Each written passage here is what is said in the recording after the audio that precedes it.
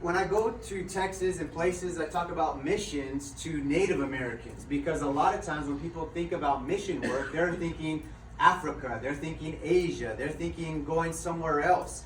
But what I'm trying to do is I want to share with the people here in America that, man, there's a mission field right here in our backyard that people don't even remember or recognize that there are Native Americans that are here and desperately need to know about Christ and have that opportunity.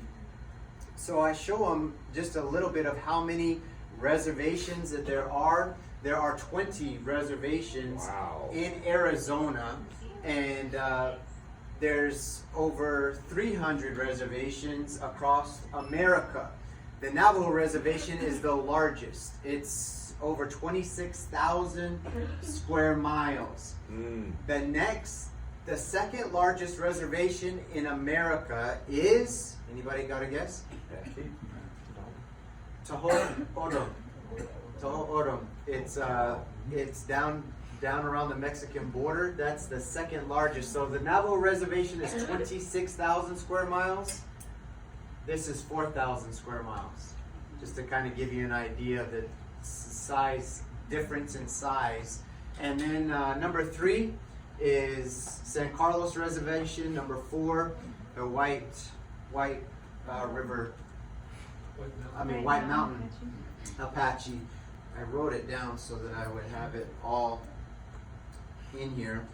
The statistics: number 1, Navajo; number 2, Tohono O'odham, San Carlos; number 3, White Mountain; number 4 at 22,600 square miles.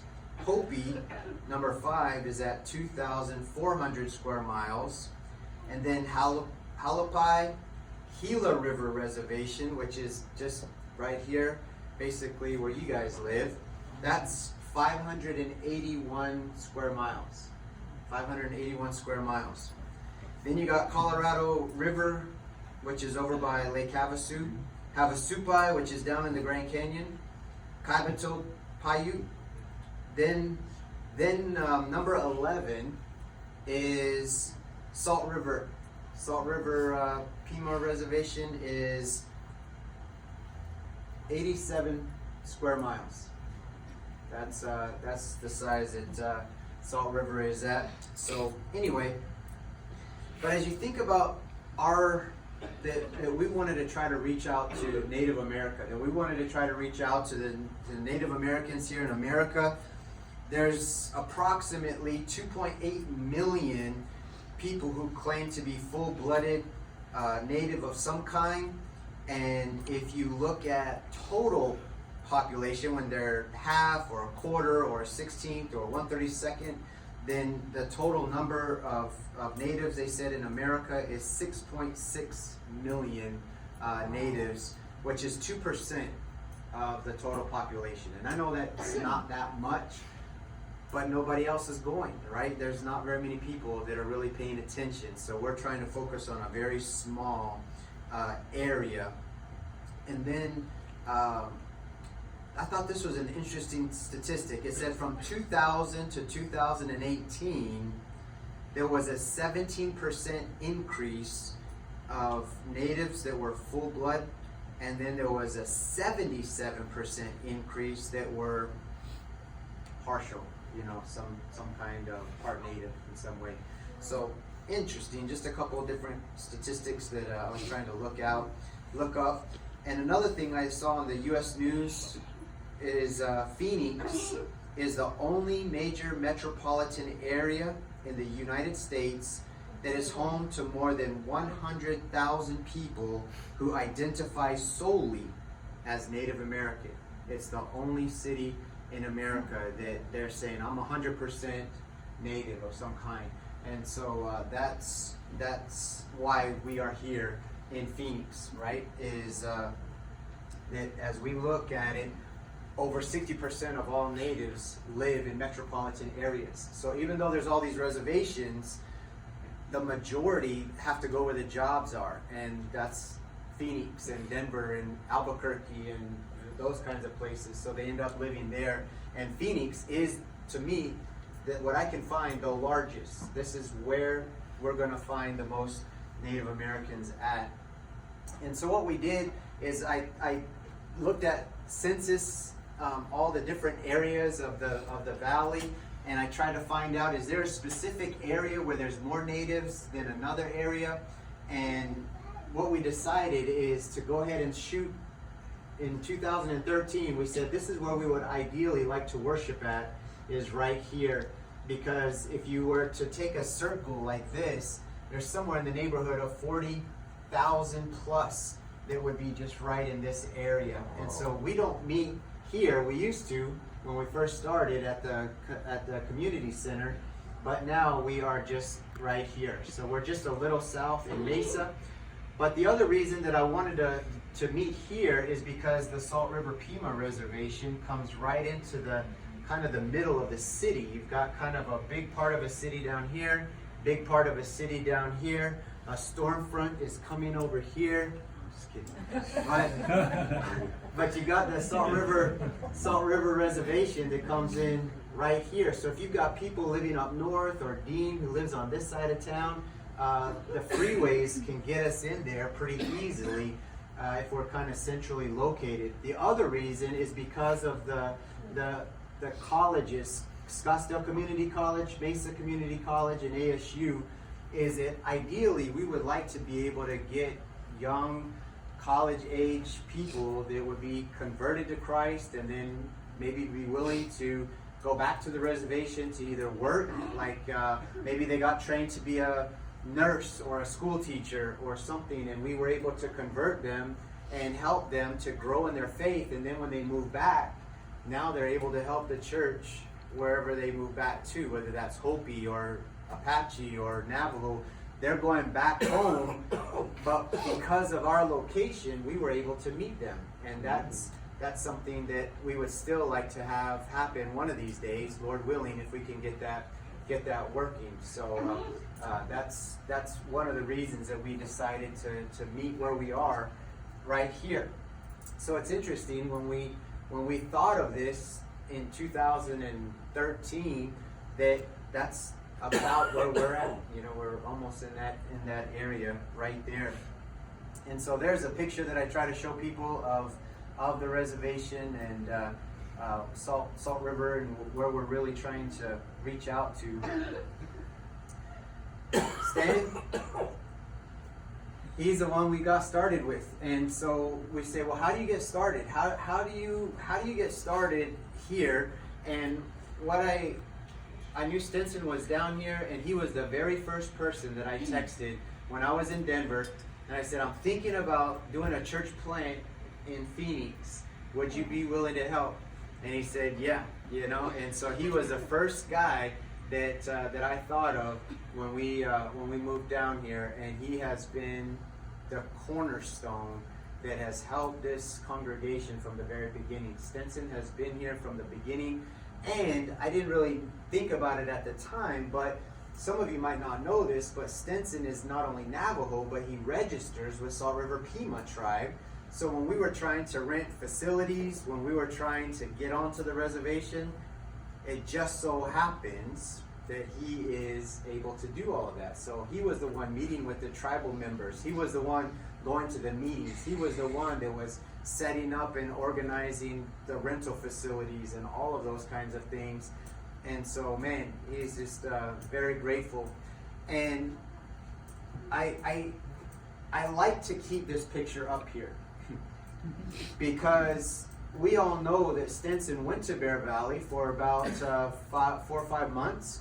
It didn't work out for him to stay there, but his attitude and his desire is exactly what this congregation is about. Not everybody is designed or made to be a preacher or a full-time teacher. Everybody's got a different role. But his heart and his desire was, I want to do more. So he tried it. It didn't work out. But God has other ways of using us in amazing things. But what I appreciate is that shows you the heart. That shows you the desire to say, I do want to reach out. I do want to do more. And so, Stinson, love you, brother. And you have done a tremendous amount for this congregation and continue to do so. And I know you got much more. God has a lot more in store for you in the future as we move forward. But some of you might not have known some of those stories, but another person that we knew that was down here was Evan Todicini, and he was going to school at ASU.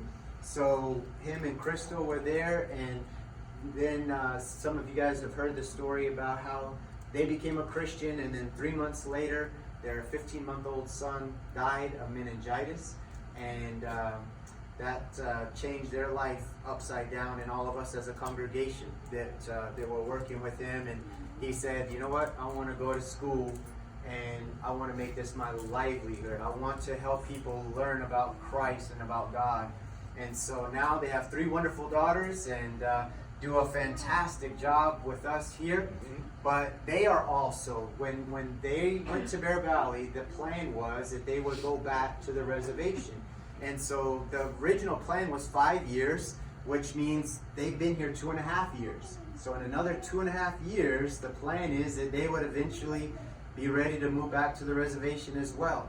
That's why we got started here, is to say, let's help people, let's train them up, and then get back out there. And that's what we're looking at seeing. But because of their influence, they help lead the COVID in Brianna, and you guys are here, and a big part of Evan and Crystal and their faith during that difficult time, because it was just as hard on them as it was on everybody else, you know. And so they were able to be led here. But Evan and Crystal helped lead them, and then also Trevino and Heather. And you know, if you look at where one person started and it led to somebody else, and it leads to other people, and it just keeps going. And if you didn't know this, Trevino and Alondra went to school together, so they're like bros, you know, and hanging out. So, but Trevino has, since him and Heather moved back to Dinahozo, and we got a chance to worship with them when we were there. But they've got a little girl now. They've got a little girl that was born 2 months, 3, November. So, and then when Reggie moved here, Reggie and Tia, they moved here, and also from Kayenta, and to see the growth in Reggie and Tia has been awesome. You know, they just to see these guys, and regular Bible class teacher, and preach for us, and lead singing, and they're always the ones that house sit for us now. They live not too far away, so they were one of the people that we started with that we knew. And then the Guajardos, what was awesome is when we first moved to Kayenta in 2002, we met in our house, and Stephanie and her girls were there when we first started in Kayenta. And then when we moved here, we started in our house, and guess who was here again? The Guajardos were here again. And so 4 wonderful girls, and then about 2.5 years ago, Will became a Christian. And I tell people that this is the first family. I've been preaching for 17 years, and I said this is the first family where you had the husband, the wife, and all the kids who were Christians. First time in 17 years that I was preaching that's the first family right there. And that's what we're trying to do, is raise up your families to follow Christ. And so we're very thankful for the Guajardo family. Arlinda was another, she was in Window, but moved down here, and we got a chance to get to know her. And she was worshiping out in Sun Valley, but because of our focus and because of our goal, she decided to come and worship with us, and Celeste, as well as Matt and Jessica. And for those of you that don't know Matt, Matt has moved up to Flagstaff, and just having some real struggles. So his mom lives in Flagstaff, his sisters live in Flagstaff, but they go up on the weekends. That's why she's not here on Sunday morning sometimes. But Richard as well. And some of you might not know that Stinson and Matt are first cousins. And so that's one of the connections there, is they're actually first cousins there.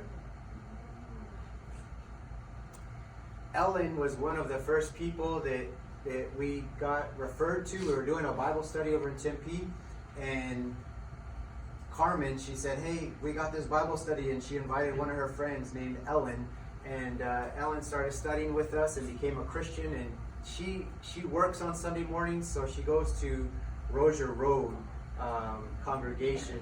But what I love about Ellen's story is not only is she a single mom of 4, but she's also the first one that in my 17 years that we've had somebody to go to a Christian college.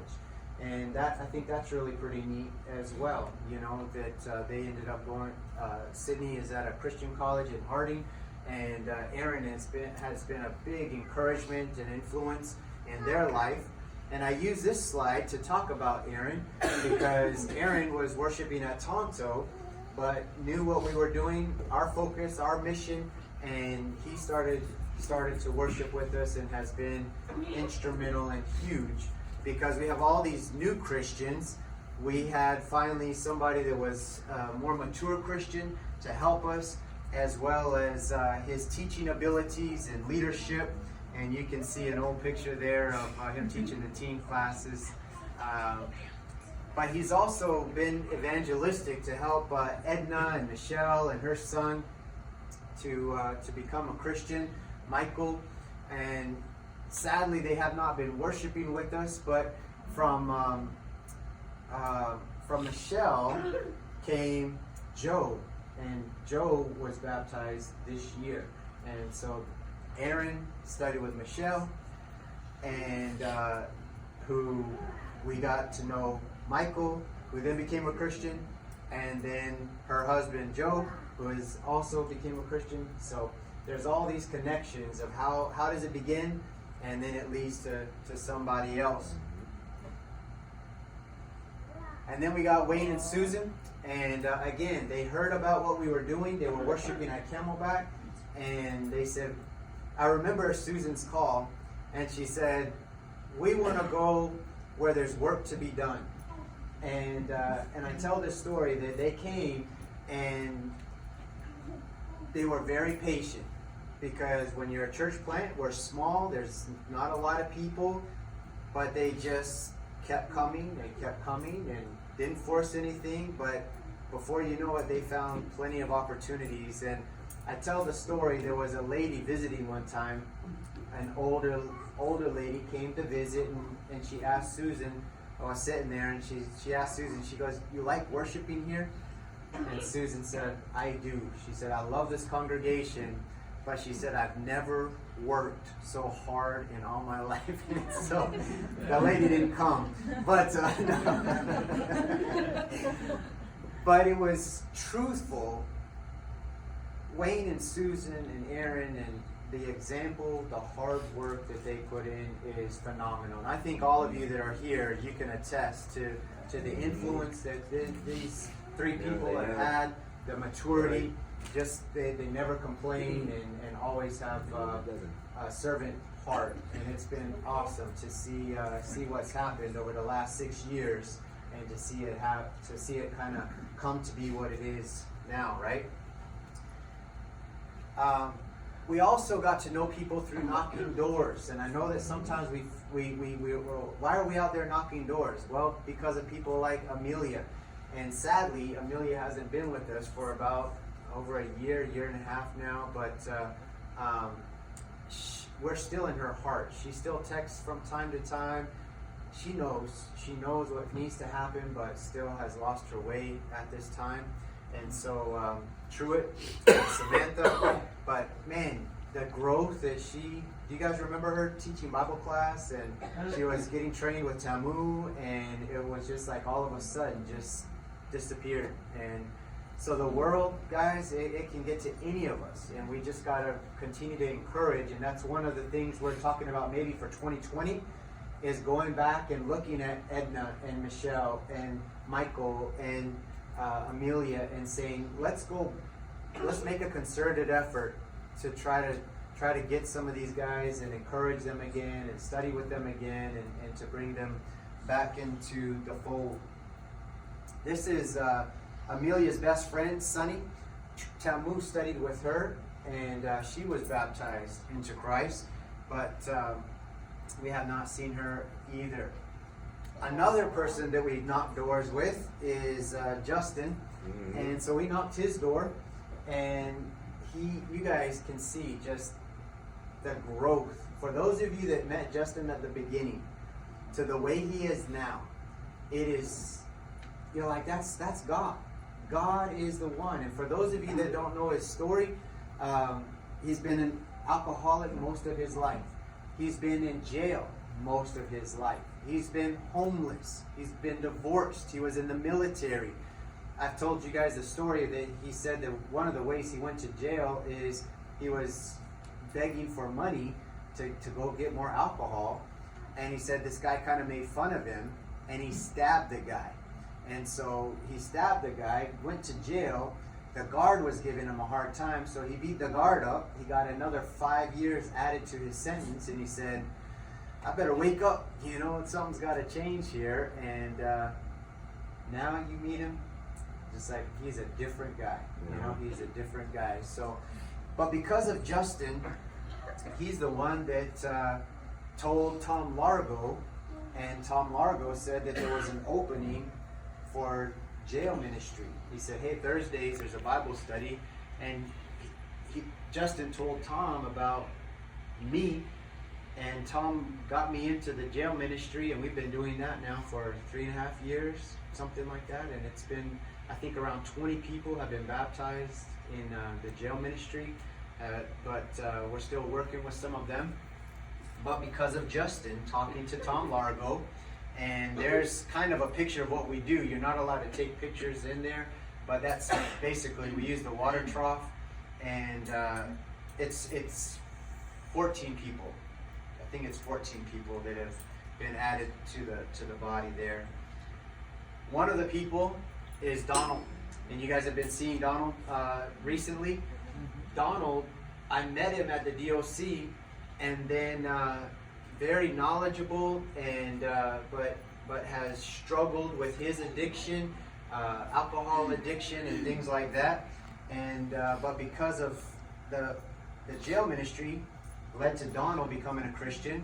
And then Donald told his ex-wife Crystal, and Crystal was had obeyed the gospel about a year and a half ago, because of Donald's leading her to Christ. But while Donald, once he got out of DOC, he went to Journey to Recovery, or JTR. And at JTR, he said, hey, there's no Bible studies going on over here. Would you guys be willing to get a Bible study going? And we said, sure. So Donald is the one who got us into JTR. And so now Peter has been a huge part of taking over the Tuesday night Bible classes at JTR. And anybody that wants to be a part of that, you just let us know, because we can talk with you and see if you might be a good candidate for that. And then we can get you to talk with the director lady and get you involved with that ministry. So JTR is, you guys saw Nolan here. Nolan's been coming, and that's where we got to know him. And now that he's out of JTR, he's still coming. Some of you remember Terrace. We got to know Terrace through JTR, and that's where she's at, still coming as well. Matthew is another guy that you guys might not remember him, but he became a Christian, and we'd like to track him down again. All right, so that's sort of a background. All right, just a little background. There's a whole lot more stories, a lot more that we could add to that. But what about 2019? A year ago today, January 1st, 2019, we went out and knocked doors. Remember the Letters for Life? You guys prepared those and put in a lot of work to make those hands and those letters, and we put those letters together, Letters for Life. We wanted them to be specialized, unique, customized, a personal touch, because of the suicide rate amongst Native Americans is double the national average. So January 1st, we decided that we're going to spend the day, and we went out around the reservation and handed these out. And it was a good day. We were blessed to be a part of that. So that is how we began 2019. Can show one more picture to see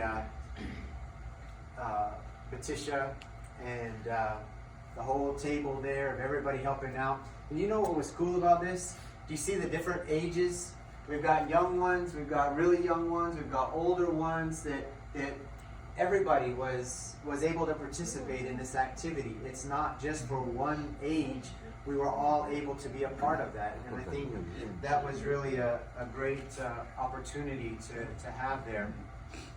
Lonnie was also baptized into Christ back around January of last year. And her husband Garrett is the brother of Carrie. You know, Carrie and Sullivan, the ones that just got married? Mm-hmm. That's her brother. And so Patricia was coming that brought Sullivan. And then Sullivan and Carrie, so Carrie brought her brother, Garrett. But it's Lonnie who become a Christian. Garrett, we're still studying with him. But you'll see them, they kind of sit in the back on Sundays and things. And so she's a brand new Christian as well, less than a year old. Dylan, also, you remember him, and he was a friend of Olivia that she knew from Apache Junction, and she had invited him to come to church and started studying with him, and he became a Christian, and then he graduated high school and went to Flagstaff. So he moved to Flagstaff, and it is where he's at. So that happened, I think, in March, maybe, something like that. So then if you remember, around March or April, we were in the Christian Chronicle about fighting for souls and lives in Native America. So you guys, they did a big article on Celeste and Arlinda, the suicide rates, and how this congregation got started. So that happened in the springtime. And then also we had our teacher appreciation dinner in the spring. And then we had our teacher appreciation dinner just a couple months or a month ago, something like that. So we've had a couple of teacher appreciation dinners this year. The ladies have gotten together and done a couple of activities like the painting, and what was another thing you guys did?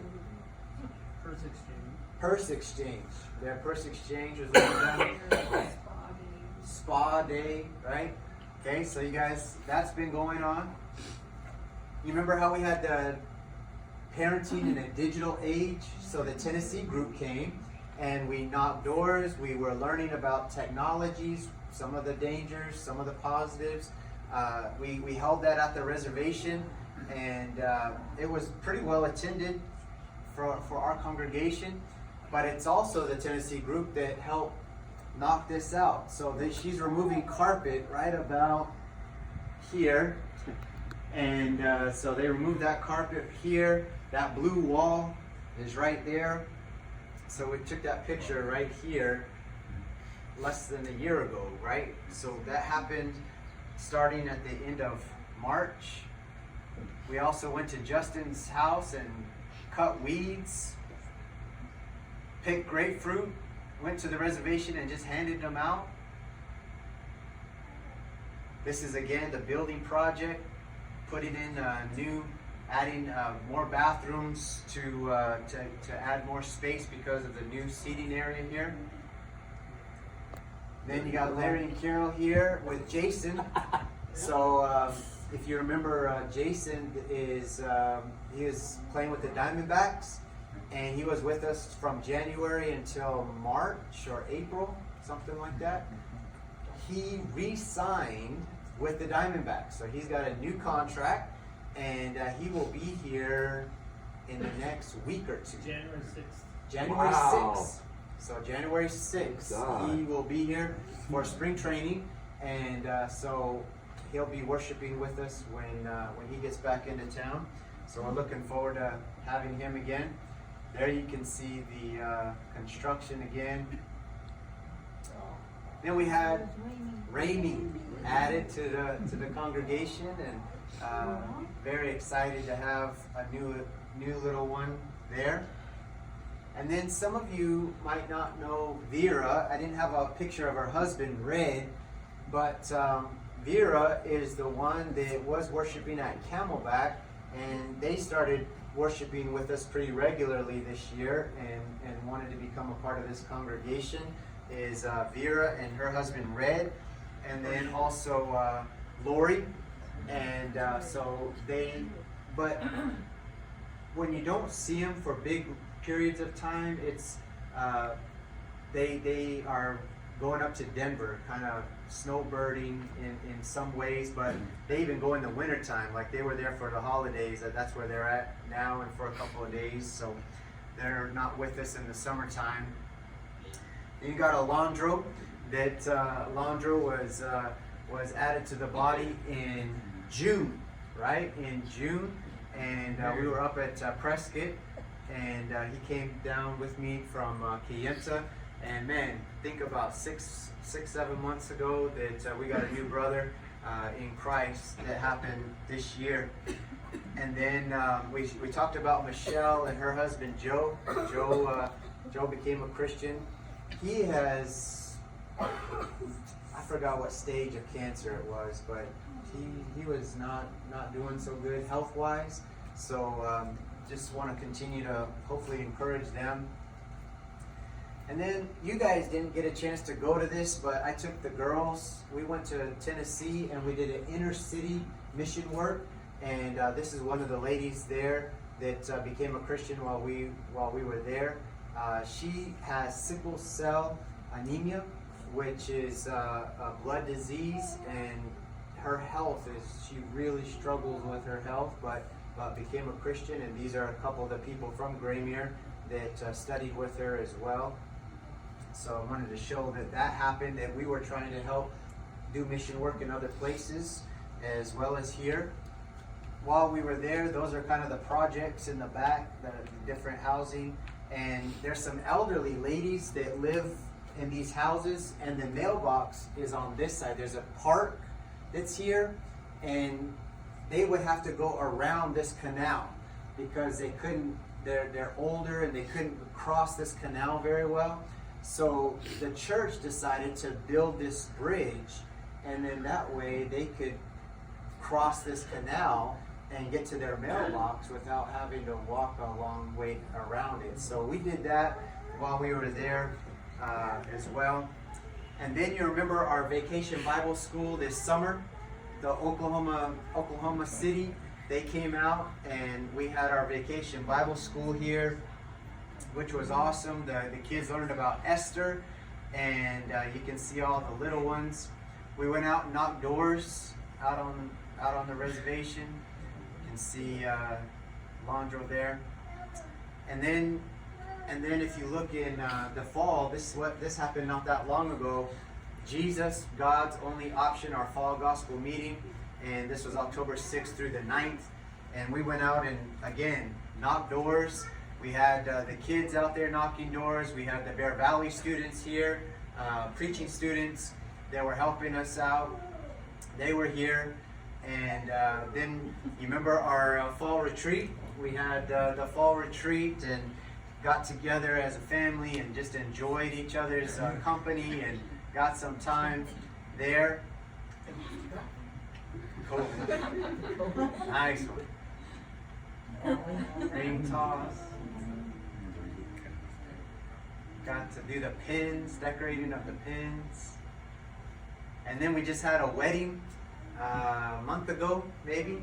Just had Carrie and Sullivan, who were married here, and we were able to celebrate with them. And Carrie's health, man, she's struggling with anemia, and just it has really got her down. Her health has really gotten her down. So thankful that they're doing well, still continuing to study with them and doing just growing and helping to raise Tyler as well in the Lord. So there they are, Sullivan and Carrie, and Lonnie and her brother Garrett is next to them. So we had our Christmas potluck dinner.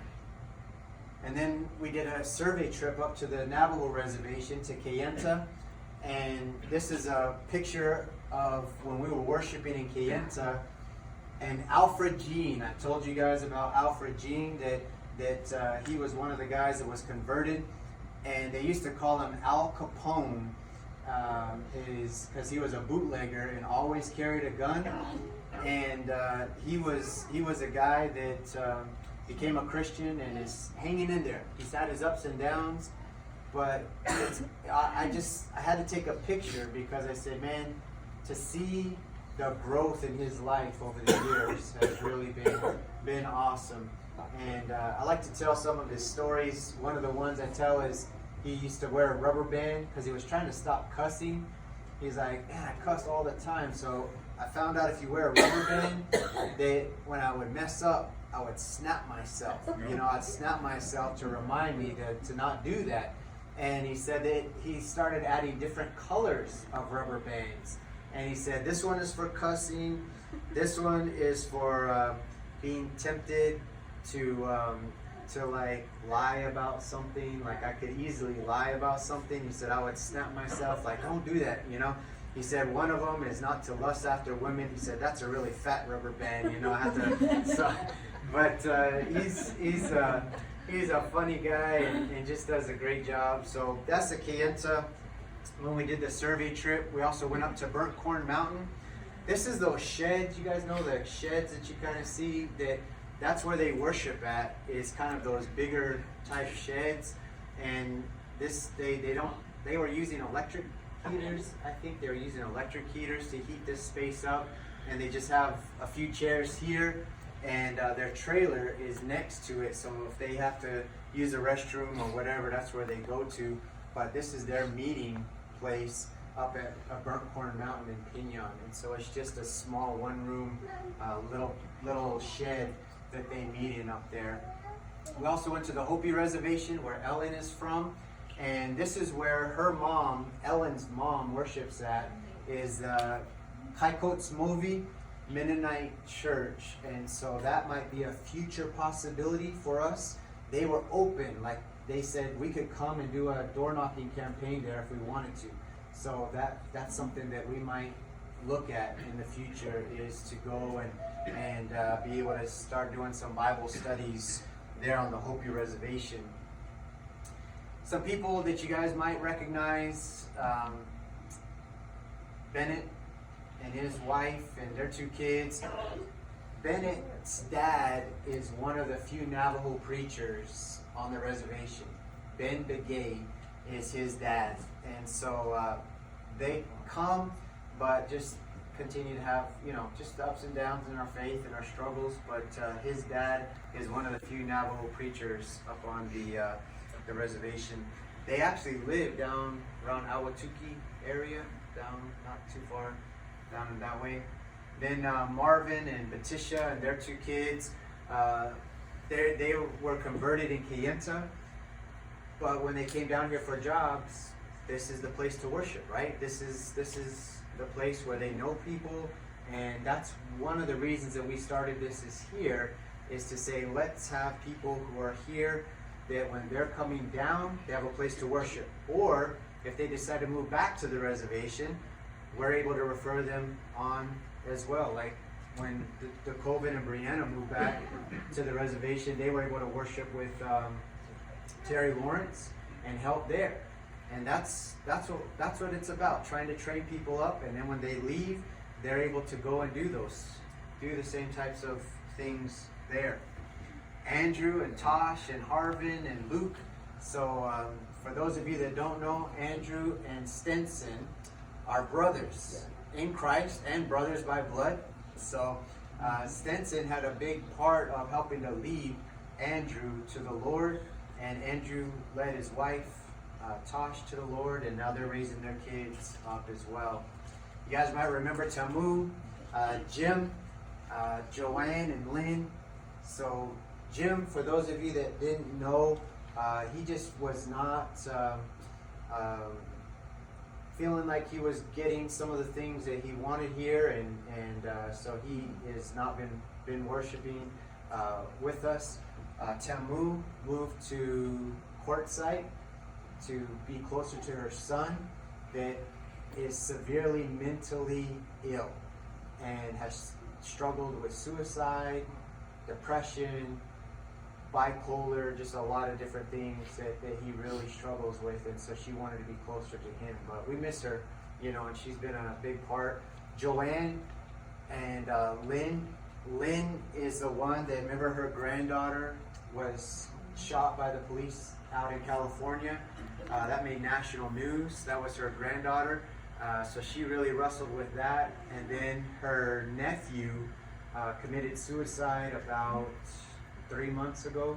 And so they've just had some real challenges in their family. So we continue to want to pray for them and keep them in our prayers.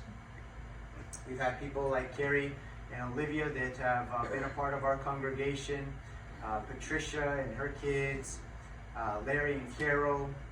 So Larry and Carol help lead Brent and Joanne, help lead August, and help to invite others, right? Yeah. And so it's just,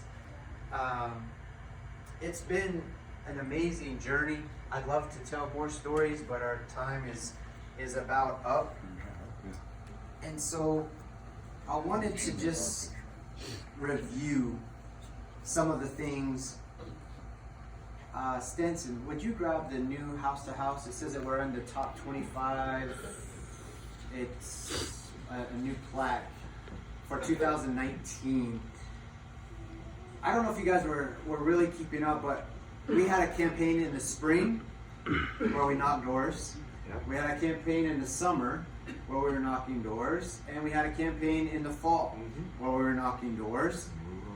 But we also were having some sort of seminar during those times, and all of that required a lot of work by you guys, a lot of effort by you guys.